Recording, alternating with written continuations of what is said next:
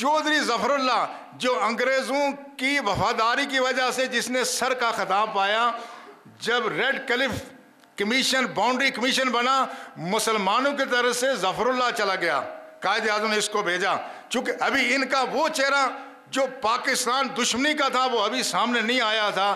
یہ جو مشرقی پنجاب کے مسلم اکثریتی والے علاقے جتنے بھی ہیں، یہ سارے اس ظفر اللہ قادیانی نے ہندوستان کے حوالے کر دیے۔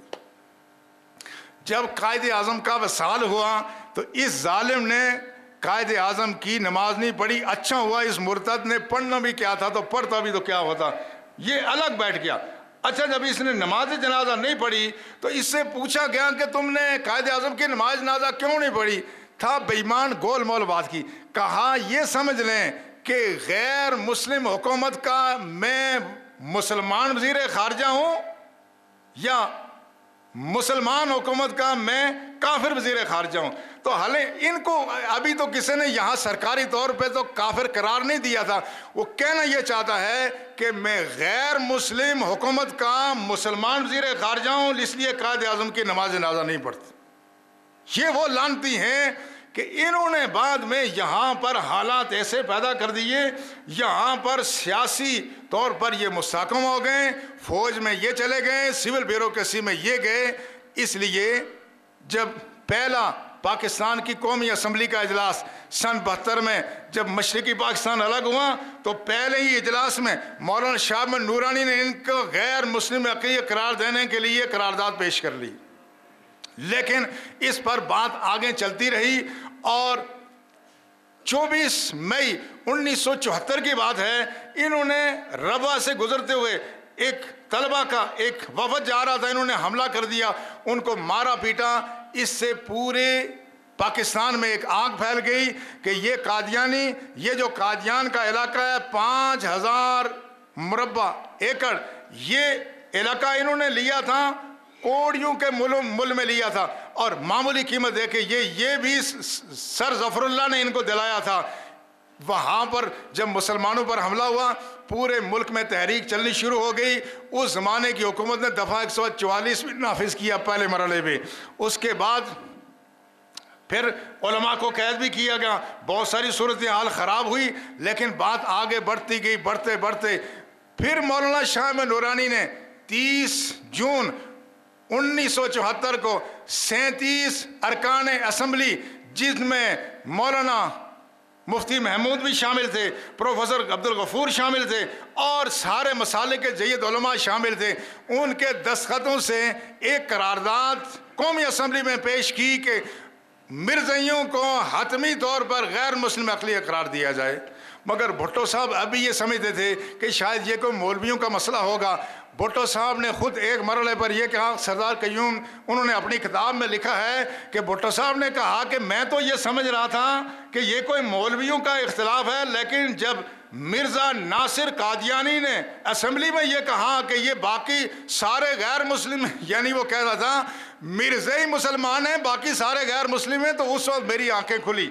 اور پھر اس وقت مولانا شاہ احمد نورانی کو بھی عبدالحفیظ پیرزادہ جو ان کے وزیر قانون تھے ان کے ذریعے بلایا، ملاقات کی اور کہا مولانا آپ یہاں قرارداد پیش کرنے کے بجائے یہ مدرسوں سے فتویٰ لے لیں اور یہ معاملہ وہیں ختم کر دیں۔ تو مولانا نے کہا جناب وزیر اعظم میں گزارش یہ کرنا چاہتا ہوں، آپ اس ملک کے منتخب وزیر اعظم ہیں، اگر کوئی شخص چوراہے میں کھڑے ہو کے یہ کہے کہ میں اس ملک کا وزیر اعظم ہوں تو لوگ پہلے تو اس کو پاگل سمجھیں گے، لیکن اگر وہ جتھا بندی کر کے جماعت بنا لے، اپنا لٹریچر شائع کرنا شروع کر دے، تو کیا آپ اس کو چھوڑ دیں گے؟ نہیں چھوڑیں گے کہ یہ لوگوں کو گمراہ کر رہا ہے، ایک منتخب حکومت کے خلاف بغاوت کر رہا ہے، آپ اس کو جیل میں ڈالیں گے۔ آپ نے فرمایا جس طرح اس نے یہ کام کیا ہے خاتم النبیین رسول اللہ صلی اللہ علیہ وسلم کی ذات ہیں، لہذا جو شخص رسول اللہ کی ختم نبوت کو تسلیم نہیں کرتا وہ باغی ہے، اس کے خلاف آپ وہی کچھ کریں جو ابو بکر صدیق نے مسلمہ کذاب کے خلاف کیا تھا۔ تو یہ بات ان کی سمجھ میں آ گئی۔